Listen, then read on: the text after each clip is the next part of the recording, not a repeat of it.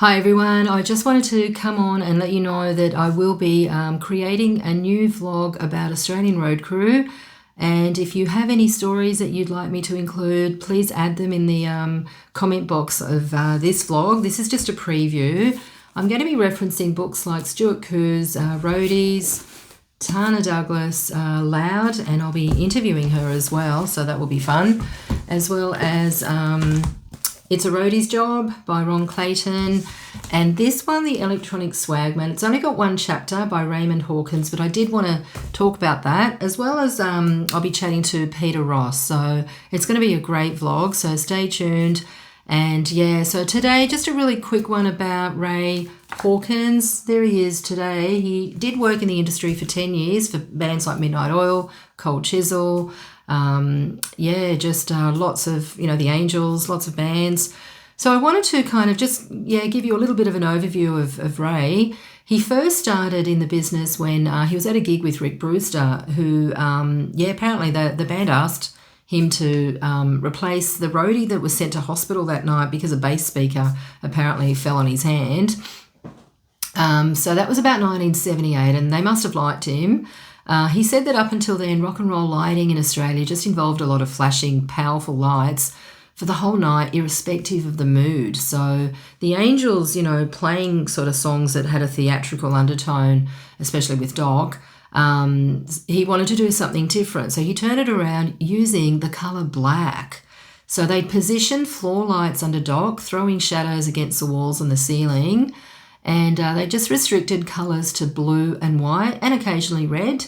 But it was just that absence of light, the darkness, and that unknown was their strongest mood. Pretty clever, I think. So all of this kind of took place in a world that Ray says, that there were roadies that went under nicknames like Pig, Bear, Stumpy, Brain Damage, all of that. He talks about working with Pig on his first road trip to Melbourne. He didn't know Pig's real name, nor did anyone else for that matter. And it does talk about, the kindness of the road crew of that era. And despite, him being part of this new breed of roadie that was emerging. And talks about how the older guys did a lot of the same thing. They would just load in, do the gig, load out, drive to the next gig, and they just, repeat. So it was like this treadmill of, alcohol, rock, drugs, and girls. So Ray talks about, that whole wonderful golden era of the Australian music industry, and he says that it was kind of built on their enormously powerful backs, these road crew. And he said the harder the tour, the more street cred you got.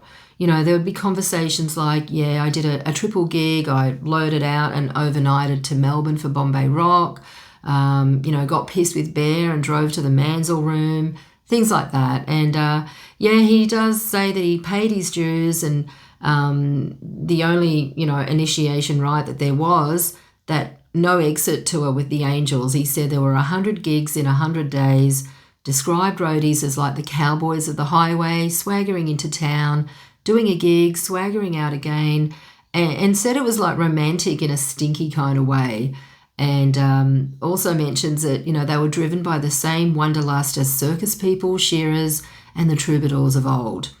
That when the band were cooking, the roadies would stand side of stage, contented, heads rocking, proud because they'd made it happen, and forgetting for the moment that, they had to bump it all out again.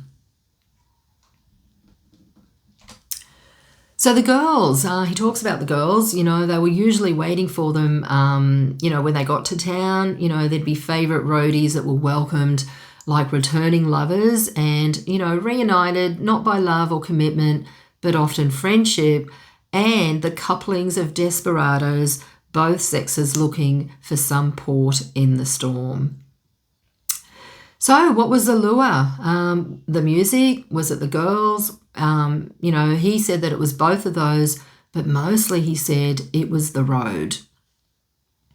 So Ray talks of, he believes that not many roadies from the 70s survived to die as old men. By the early 80s, people like Pig and the others were kind of on their way out or getting dropped down that sort of social ladder. and that an era of a pop star roadie kind of arrived. And he said it was a movement of which he became, like a foundation member. They sort of started to, fly between gigs. They were paid well. Some of them even demanded assistance. And yeah, look, it was just that whole era, I guess, where, the bands in Australia were kind of cutting their teeth in all these pubs and clubs. And then some started just attacking that international market. Bands like AC/DC toured Australia and then broke the world the hard way, night after night across America, Britain, Europe. And I get the sense that, Ray loved his job. His passion for lighting just grew and grew. He mentions Midnight Oil singing Armistice Day. There were 5 massive long lights with, these red filters and a fog machine and this single light capturing Peter Garrett's bald head.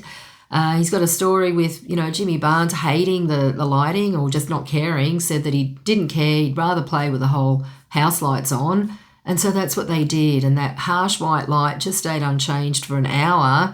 But then there was 1 or 2, I'm not sure, particular songs where, it faded and the stage kind of just bled with these rich purples and reds and blues for just particular parts of a song. And I think he was talking about the Cold Chisel song, 4 Walls. So yeah, Ray loved working with the Angels. He tells of one time when they launched into that lead break of No Exit, and there were these thick white beams that were coming out from the front truss, and it just kind of imprisoned the whole band. He talks about, fellow crew members. Ashley Swinfield and him apparently couldn't stand each other despite working side by side for many years. There's, stories about, travelling in luxury coaches from city to city, finishing gigs in LA, partying until dawn, arriving in San Diego for another show, and so it went. So there was America, Canada, England, Europe, back to America, travelling, singing, dancing, stoned madmen. Now, look, Ray did mention that he did end up emotionally crisp, and was lucky not to have been so physically. And he says that it was with exhausted relief that he looks back on it now rather than nostalgia.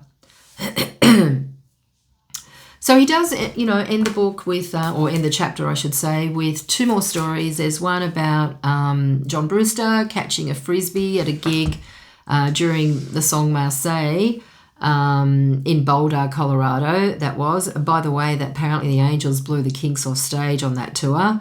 And he does mention another story about fellow road crew member Jeff Merriweather, describing him as this young, talented, handsome master craftsman.